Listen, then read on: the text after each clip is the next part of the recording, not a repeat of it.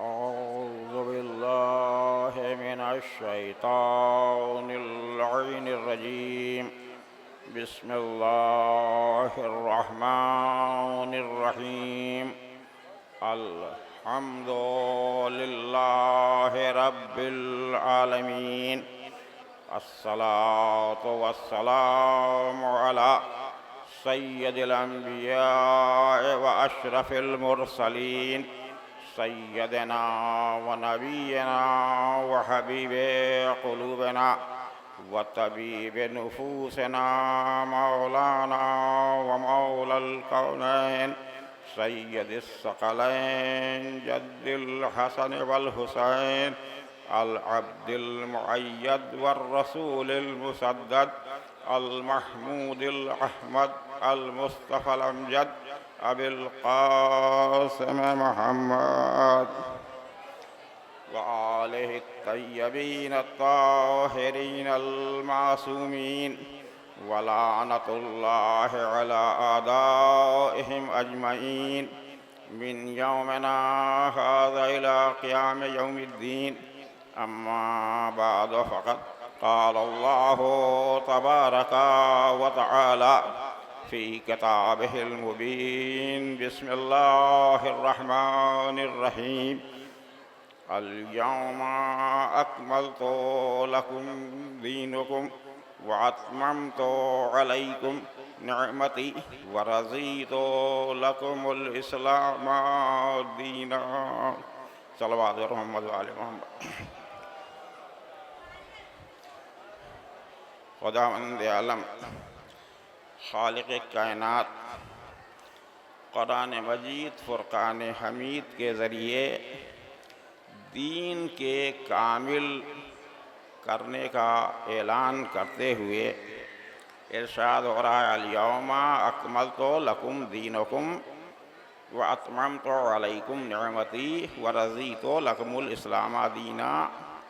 आज के दिन हमने दीन को कामिल किया, नेमतें तमाम की और दीन इस्लाम से राज़ी हुए।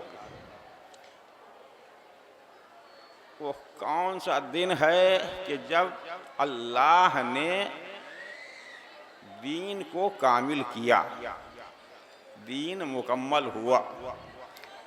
तो देखिए, अगर दुनियावी एतबार से भी इसे समझना इंसान चाहे तो कोई भी चीज़ कामिल कब होती है? मसलन आप एक मकान बनाएं तो उसके कामिल होने का, मुकम्मल होने का ऐलान कब करेंगे? तमाम चीज़ें बन चुकी हैं लेकिन अभी आपने ये ऐलान नहीं किया है कि ये मकान मुकम्मल हो गया। आम तौर से जितनी चीज़ें हुआ करती हैं, आपने रूम बनाया, बरामदा बनाया, किचन बनाया, सारा सब कुछ बना लिया, प्लास्टर हो गया, बिजली की फिटिंग हो गई, लेकिन अभी ये ऐलान नहीं हो रहा है कि हमारा घर मुकम्मल हो गया। ना आपने उसके मुकम्मल होने पर कोई जश्न मनाया, तो जाहिर हो रहा है कि अभी कुछ बाकी है। जब आपने पेंटिंग वगैरह करा ली, अब उसके बाद ये ऐलान कर रहे हैं कि आज हमारा घर मुकम्मल हुआ, तो मालूम हुआ कि आम तौर से जितनी चीज़ें हुआ करती हैं उसके बाद अगर कोई नई चीज़ शामिल की जाए तब चीज़ मुकम्मल हुआ करती है। तो अब हमें देखना ये है कि अल्लाह ये कह रहा कि आज हमने दीन को मुकम्मल किया, तो आया कौन सी ऐसी नई चीज़ है जो अल्लाह ने आज के दिन ऐड की है, आज के दिन शामिल की है जब दीन कामिल हुआ।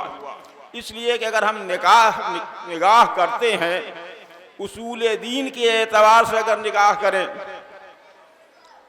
तो शुरू से लेकर तौहीद है, अदालत है, नबूवत है, क़यामत है, ये सारी चीज़ें जनाब आदम से लेके जनाब ख़ातम तक मौजूद हैं। कोई नई शय है नहीं कि जिसका ऐलान रसूल ने किया हो और उसके बाद अल्लाह ने यह कहा हो कि आज हमने दीन को कामिल किया। इसी तरह से अगर फुरूए दीन में आ जाएं तो नमाज हर दौर में मौजूद मिलेगी, रोज़ा हर दौर में मौजूद मिलेगा, ज़कात के अहकामात हर दौर में मिलेंगे, जिहाद का हुक्म हर दौर में मिलेगा। अब जब तमाम के तमाम चीज़ें जो चीज़ें दीन में मौजूद हैं, जब हम उन पर निगाह करते हैं तो तमाम के तमाम चीज़ें वो हैं जो पहले से चली आ रही हैं। तो आखिर कौन सी ऐसी शय है, कौन सी ऐसी चीज़ है जिसे आज शामिल किया गया तब दीन कामिल हुआ? तब अगर ये देखना है कि आज कौन सी शय शामिल हुई है, क्या चीज़ इसमें मिलाई गई है, क्या चीज़ ऐड की गई है जब दीन कामिल हुआ, तो इसके लिए हमें कुछ पीछे हटना पड़ेगा। जब हमने कुरान मजीद की तिलावत शुरू की कि आखिर ऐसा कौन सा हुक्म है परवरदिगार आलम का, या कौन सी ऐसी चीज़ है जो रसूल आज इस दीन में शामिल कर रहे हैं और अल्लाह ये कह रहा कि हमने आज दीन को कामिल किया, तो हमें एक आय करीमा मिलती है, या अय्युहर रसूल बल्लिग मा उन्जिला इलैका मिन रब्बिक व इन लम तफअल फमा बल्लगत रिसालतह वल्लाहु यासिमुका मिनन नास। देखिए, खुदावंदे आलम जिस रसूल से इतने प्यार से गुफ्तगू कर रहा हो, कभी या अय्युहल मुदस्सिर कह रहा हो, कभी या अय्युहल मुज़म्मिल कह रहा हो, कभी यासीन कह रहा हो, कभी ताहा कह रहा हो, इस अंदाज से रसूल से गुफ्तगू करने वाला। और सिर्फ यही नहीं, अगर रसूल इस्लाम रातों को उठ रहे हैं, पैरों पर वरम आ रहा है, तो अल्लाह रोकते हुए नजर आता है कि रातों को उठा करो मगर कम। तो जितना इतना मेहरबान जिस रसूल पर अल्लाह है, आज लहजा बदला हुआ नजर आ रहा है।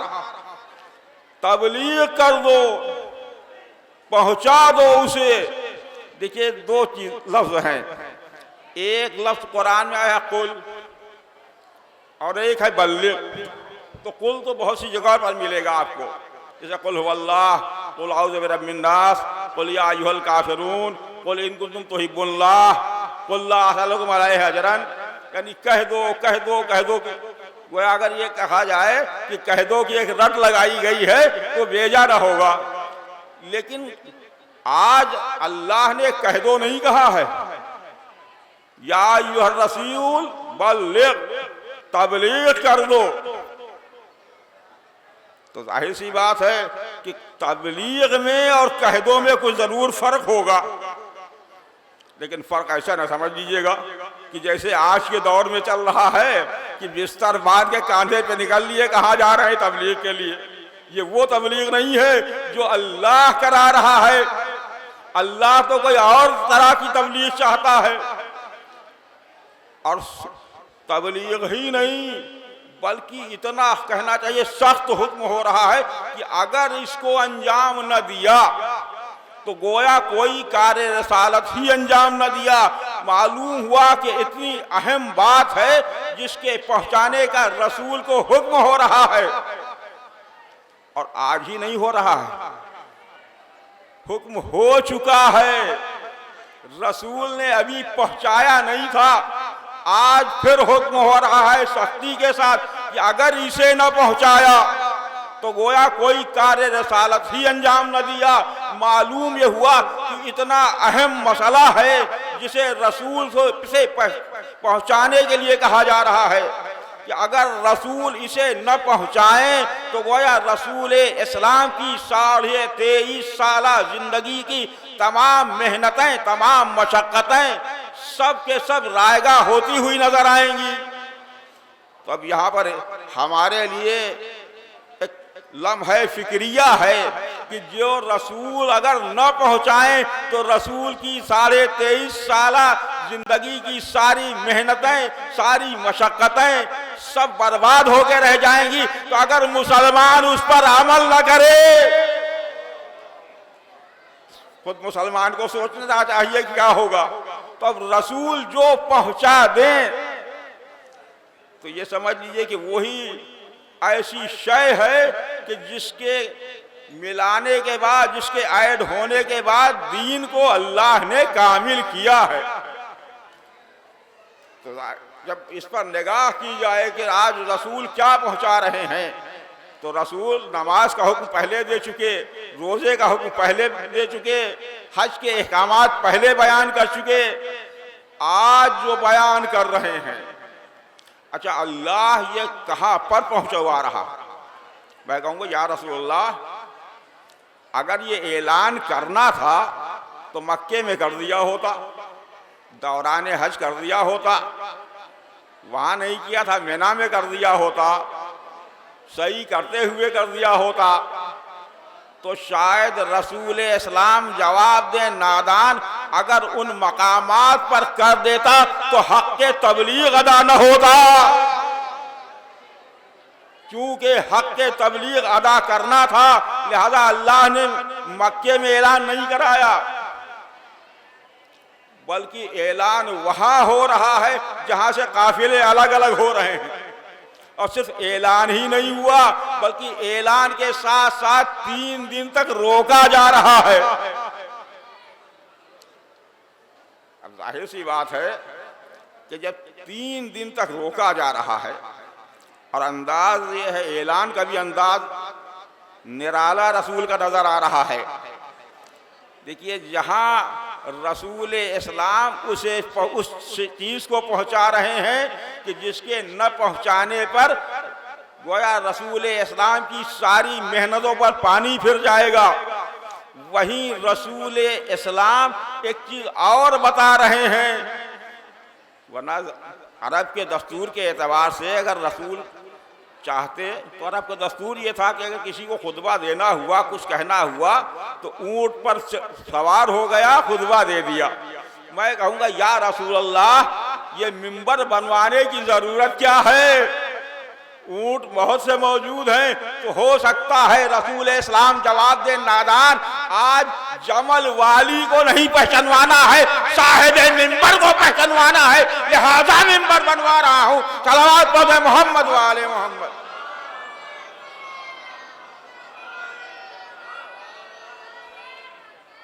और देखिए, मिंबर भी बनवाया है रसूल ने, पालाने शुतर का मिंबर बनाया जा रहा, और बेतबार तारीख बहुत मखसूस सहाबा उनके पालाने शुतर लिए जा रहे हैं। अब जहाँ तक मैंने गौर किया कि इसकी वजह क्या है, तो जो मैं समझ सका हूँ कि देखिए, मैं ये देखूँ इस मजमे में कि जो लोग बैठे हुए हैं, इसमें ये लोग पूरी तकरीर नहीं सुनेंगे, बल्कि राह फरार अख्तियार कर लेंगे। तो मैं क्या करूँगा? साहब, आप किस चीज़ से आए हैं? किसी ने मोटरसाइकिल से आया हूँ, किसी ने कहा कार से आया हूँ, जिस सवारी से आया था हमने कहा चाबियाँ मुझे दे दीजिए। सबकी चाबियाँ ली, अपनी जेब में रखी, मिंबर पे आके बैठ गया। अब मैं 1 घंटा तकरीर करूं, 2 घंटा तकरीर करूं, जब तक तकरीर करूंगा जब तक वो बेचारे मौजूद रहेंगे, इसलिए कि मजबूर हैं, भाग सकते नहीं। जो मैदान जंग से भागते रहे उन्हें भी इस बज़्म में बैठे रहना पड़ेगा। इसलिए भागे तो कैसे भागे, सवारियां तो मेरे कब्जे में हैं। बस यही शायद वजह रही हो कि रसूल इस्लाम ने पालाने शुतर उनके लिए जिनसे शुबहा था कि भाग जाएंगे, और अब रसूल इस्लाम देखिए पहुंचा रहे हैं वो आखिरी चीज। वो इस्लाम में वो चीज ऐड हो रही है आज, लेकिन ऐड करने का अंदाज भी बदला हुआ है। ये क़िबला मौजूद हैं, मैं बड़े माजरत के साथ ये जुमला कहना चाहता हूँ कि हमारे यहाँ ज़्यादातर ज़ाकिरीन का तरीक़ा ये है कि ये हदीस मुबारका बिल्कुल मुख्तसर करके पढ़ते हैं, पहले की बिल्कुल काट देते हैं, सिर्फ आखिर की पढ़ देते हैं। जबकि रसूल इस्लाम ने खुतबे के बाद मौलाए कायनात को बुलंद करने के बाद जिस अंदाज से फरमाया है, अल्लाह मौलाया व अना मौलल मोमिनीन मन कुन्तु मौला हो फहाज़ा अलीयुन मौला। देखिए ज़ाकिरीन तीसरा हिस्सा पढ़ते हैं, ज़्यादातर 2 हज़फ कर देते हैं। और रसूल ने अल्लाह से लेकर मौलाए कायनात तक एक मिला के बता दिया कि देखो, अगर मौला के मानी तुम बदलना चाहो, इसे रसूल जानते थे कि हो सकता है कोई दोस्त कह दे, कोई गुलाम कह दे तो अब मजबूर हो जाएगा। अगर तुम दोस्त के मानी लेते हो तो अल्लाह को भी दोस्त मानना पड़ेगा। गुलाम कहना चाहते हो तो अगर अल्लाह को गुलाम कहा तो काफिर हो जाओगे। जो मानी अल्लाह के यहाँ मौला के लोगे, वही मानी रसूल के यहाँ लेने पड़ेंगे, वही मानी मौलाए कायनात के यहाँ लेना पड़ेगा। अब जाहिर है इस अंदाज से रसूल इस्लाम का ऐलान करना, उसके बाद तहनीयत का दौर शुरू हुआ। उधर रसूल इस्लाम ऐलान कर चुके, इधर रसूल ने ऐलान किया, उधर चरख़ आज़म से जिब्रील अमीन आए तो लेके नाजिल हुए, अल यौमा अकमलतु लकुम दीनुकुम व अतममतु अलैकुम निअमती व रज़ीतु लकुमुल इस्लाम दीना। आज के दिन हमने दीन को कामिल किया, नेमतें तमाम की और दीन इस्लाम से राजी हुआ। मालूम यह हुआ कि जब तक मौलाए कायनात की विलायत न शामिल हुई थी, दीन कामिल न हुआ था। तो जो दीन मौलाए कायनात की विलायत के बगैर नामुकम्मल हो, तो अब ये सोच लीजिए वो इस्लाम अगर मौलाए कायनात को छोड़ के नमाज पढ़ेंगे तो नाकिस, रोजा रखेंगे तो नाकिस, हज करेंगे तो नाकिस, ज़कात देंगे तो नाकिस। जब नाकिस अमल लेके अल्लाह के बारगाह में जाओगे तो अल्लाह कहेगा जन्नत कहां से लोगे, इसलिए कि अमल तुम्हारा नाकिस था। सलवात पढ़े मोहम्मद वाले मोहम्मद।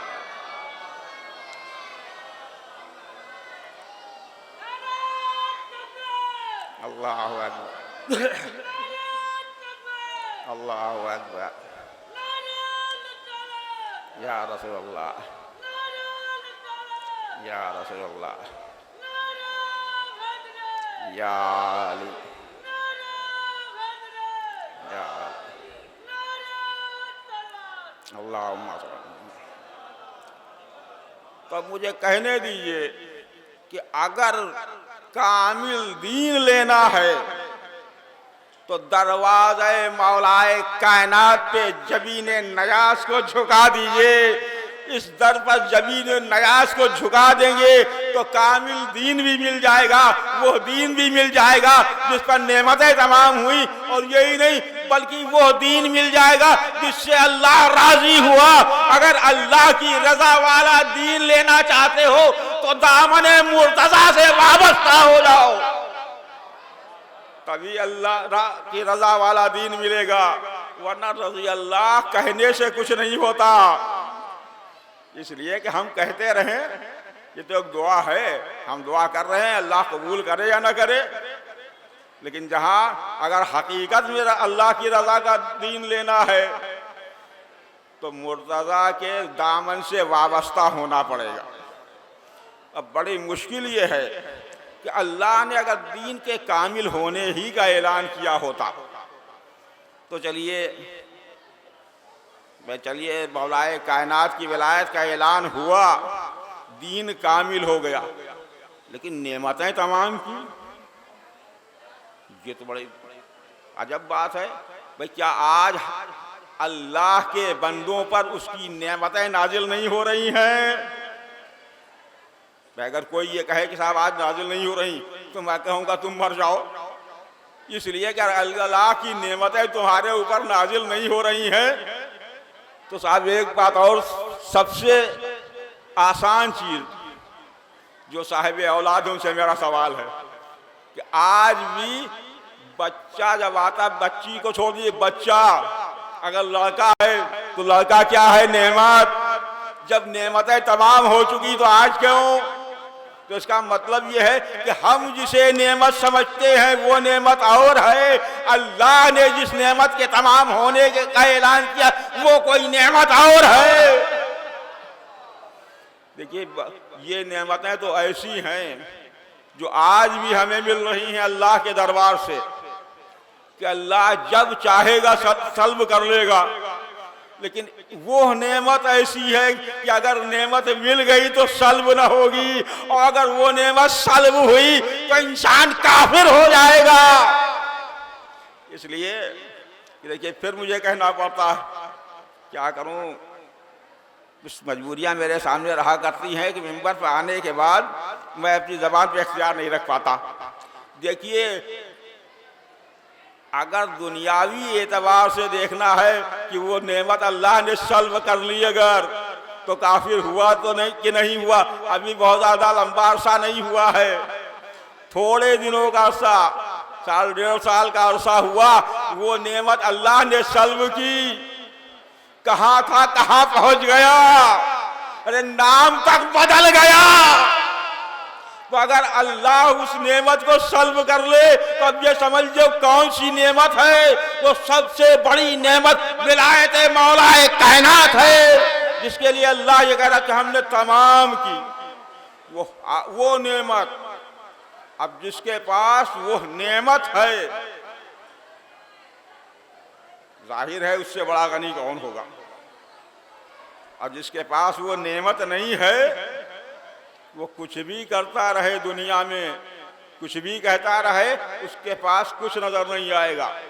अगर करोड़ों का मालिक भी है लेकिन विलायत मौलाए कायनात उसके दिल में नहीं है, अली की मोहब्बत नहीं है, तो ये समझ लीजिए कि उससे बड़ा फकीर कोई नहीं है, और जिसके दिल में मोहब्बत मौलाए कायनात है उससे बड़ा अमीर कोई नहीं है।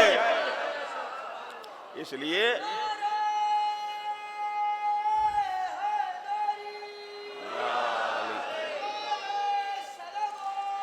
अल्लाहुम्मा सल्ली अला मुहम्मद, नारे हैदरी, बाबा से बुलंद सलवात भेजे मोहम्मद। अल्लाहुम्मा सल्ली अला मुहम्मद। देखिए एक चीज़ और मैं ज़रा माजरत के साथ, कि ये न कहिएगा कि ये नारों के खिलाफ हैं, भाई नारे लगाइए, नारा हैदरी तो हमारा ईमानी नारा है, लेकिन और उलमा के मजलिसों में आप नारे लगाइएगा, ज़रा थोड़ा मुझे माफ़ रखिएगा, इसलिए कि जब नारे लगने लगते हैं तो मजमून मेरे जहन से निकल जाता है, लिहाजा मुझे माफ़ रखिए। बाकी उलमा के साथ में आप खूब नारे लगाइए, मुझे कोई एतराज़ नहीं है। एक बार सलावत पढ़ दें मोहम्मद वाले मोहम्मद।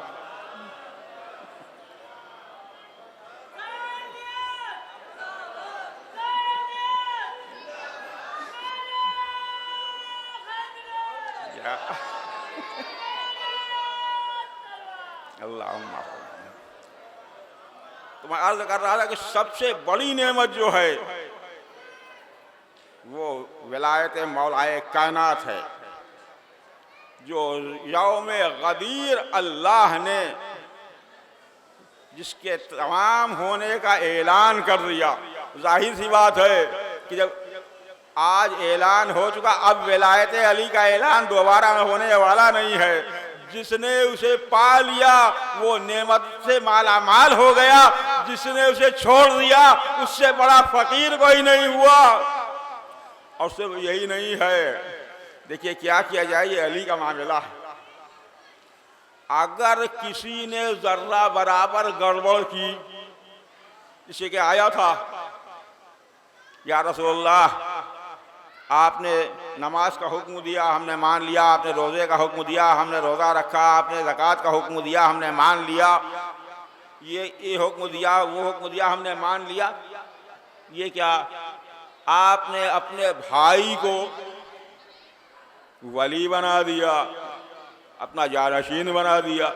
अब ये जो जुमला, अगर आपने ये अपनी तरफ से कहा है तो नाउज़ुबिल्लाह आप पर, अगर अल्लाह के हुक्म से कहा है तो मुझ पर अज़ाब नाजिल हो। बस ये कहा था, एक कदम आगे बढ़ा था कि सर पर पत्थर गिरा, नीचे से निकल गया। मैंने कहा मेरे माबूद तेरा लाख लाख शुक्र है, जिस तरह से तूने खाने काबा के दुश्मन से बदला लिया था, उसी तरह मालूम है खाने काबा का तबाह। सलावत पढ़ दे मोहम्मद वाले मोहम्मद।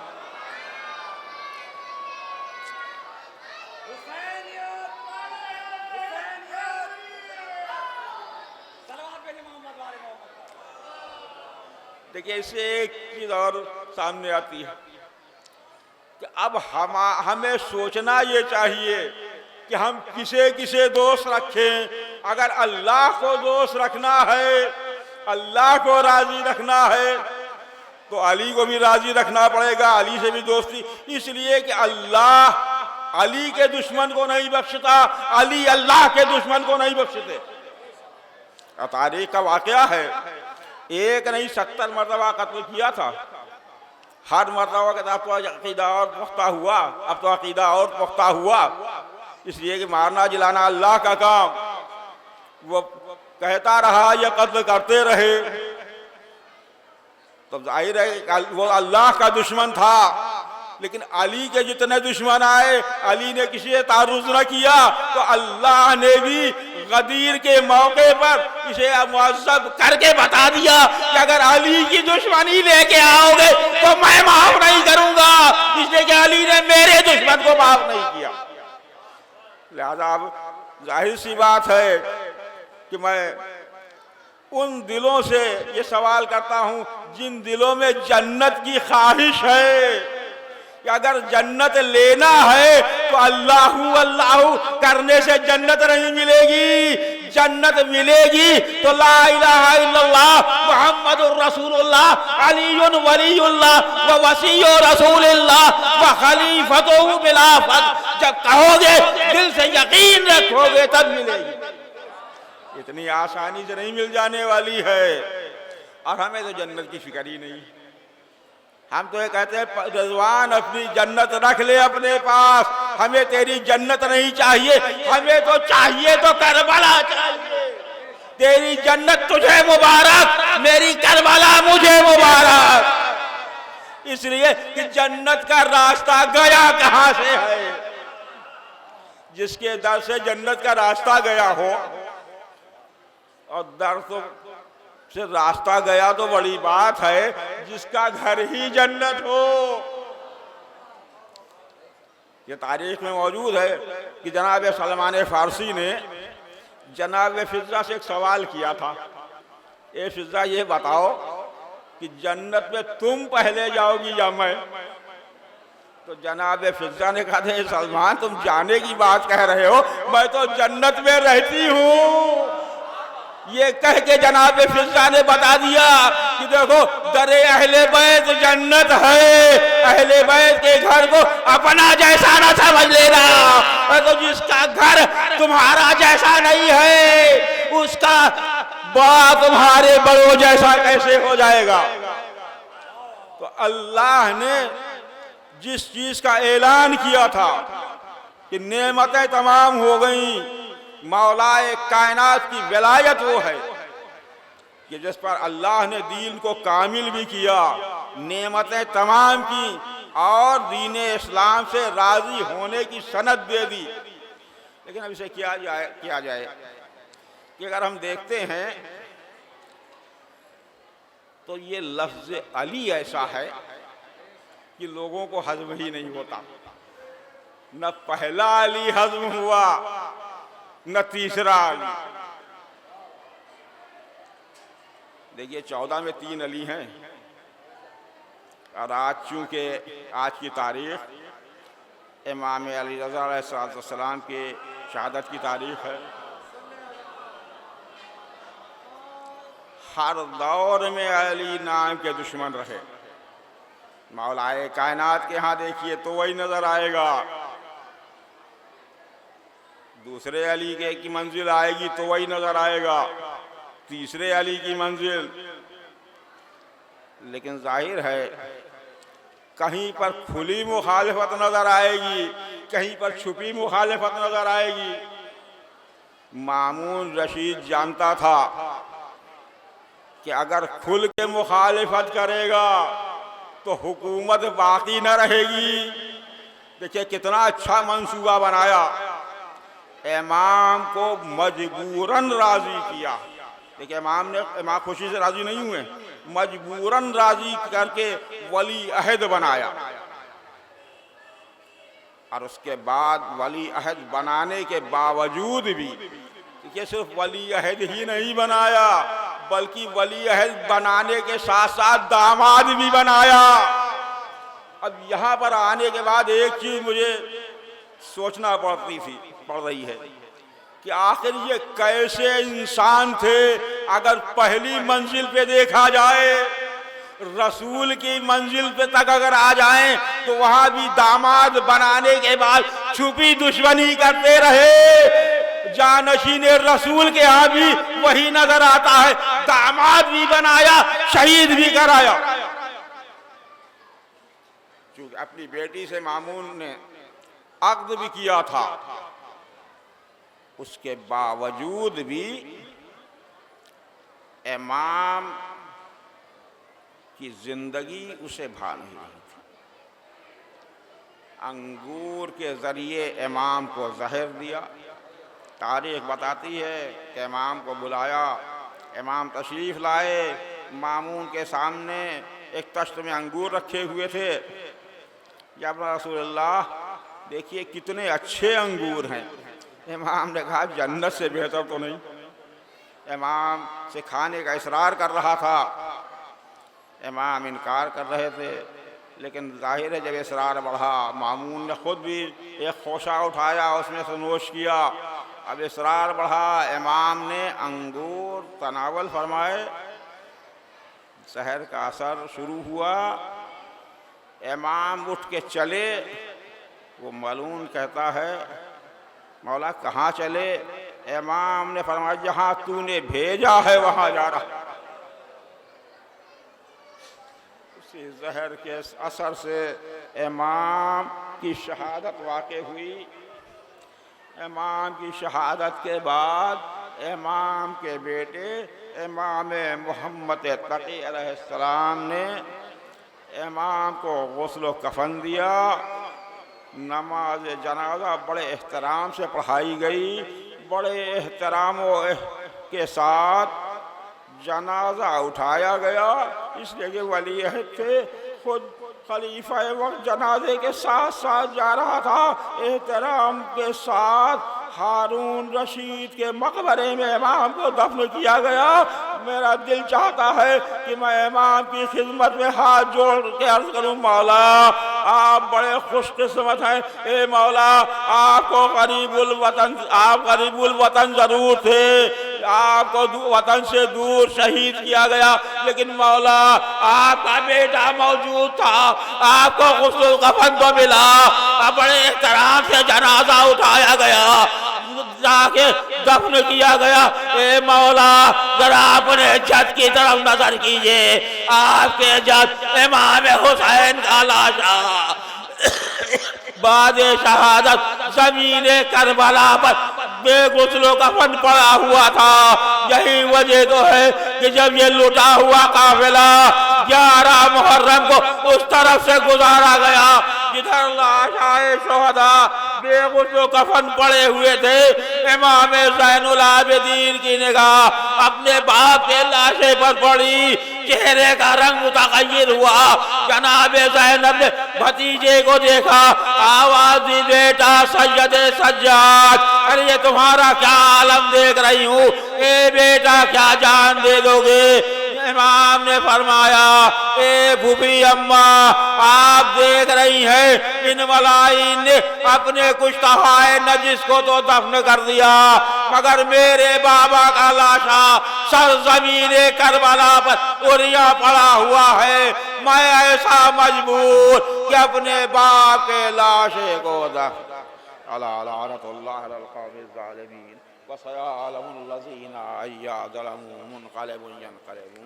इन्ना लिल्लाहि व इन्ना इलैहि राजिऊन।